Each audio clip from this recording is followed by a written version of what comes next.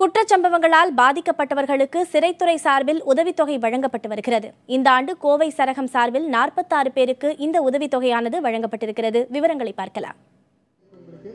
கொலை, கொள்ளை போன்ற குற்றச்சம்பவங்களில் கைது செய்யப்படும் நபர்கள் சிறையில் தண்டனை அனுபவித்து வருகின்றனர். அதே சமயம் அவர்களால் பாதிக்கப்பட்டவர்கள் சிறைக்கு வெளியில் பல்வேறு இழப்புகளால் வேதனைப்பட்டு வாழும் நிலை உள்ளது. அவ்வாறு பாதிக்கப்பட்டவர்களுக்கு சிறைத்துறை சார்பில் கடந்த 2002ஆம் ஆண்டு முதல் நிதி உதவி வழங்கப்பட்டு வருகிறது. ஒவ்வொரு பாதிப்புகளுக்கும் ஏற்ற வகையில் 10,000 50,000 ரூபாய் வரை உதவித்தொகை வழங்கப்படுகிறது.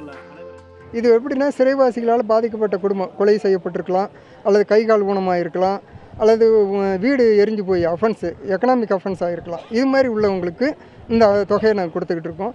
அது மாதிரி பாதிக்கப்பட்ட குடும்பத்தில் படிக்கிற குழந்தைங்கள் இருந்தால் அவங்களுக்கு 10,000 வரைக்கும் அதுவும் கொடுத்துக்கிட்டு இருக்கிறோம். இதில் எந்த வித கட்டுப்பாடெல்லாம் கிடையாது. பாதிக்கப்பட்டவங்கிற ஒரே இதுதான், வேறு ஒன்றும் இல்லை. சிறையில் குற்றவாளிகள் செய்யும் வேலைக்கு ஏற்ற வகையில் ஊதியம் வழங்கப்படுகிறது.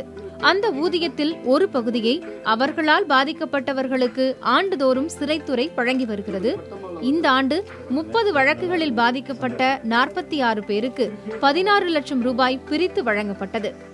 பாதிக்கப்பட்டோர் நலனிலிருந்து, அதாவது சிறைவாசிகளினுடைய ஊதியத்திலிருந்து ஒரு பகுதி விக்டிம் காம்பன்சேஷன் ஃபண்டாக எடுத்து வைக்கப்பட்டு சிறைவாசிகளுடைய பாதிக்கப்பட்ட சிறைவாசிகளை கண்டறிந்து அவர்களிடம் விண்ணப்பம் பெற்று அது முறையான விண்ணப்பங்களுக்கு அந்த விதிப்படி நமது மதிப்பிற்குரிய கூடுதல் காவல்துறை இயக்குனர், சிறைத்துறை தலைவரால் இந்த தொகை வழங்கப்படுகிறது.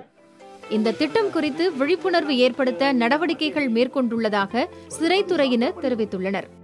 கொலை, கொள்ளை போன்ற குற்ற சம்பவங்களால் பாதிக்கப்படுபவர்களுக்கு அரசால் வழங்கப்படும் இந்த நிதியுதவி முழுமையாக நிவாரணமாக அமையாவிட்டாலும் இடைக்கால ஆறுதலாக அமைகிறது. புதிய தலைமுறைக்காக ஒளிப்பதிவாளர் தீபனுடன் ஐஸ்வர்யா, கோவையிலிருந்து.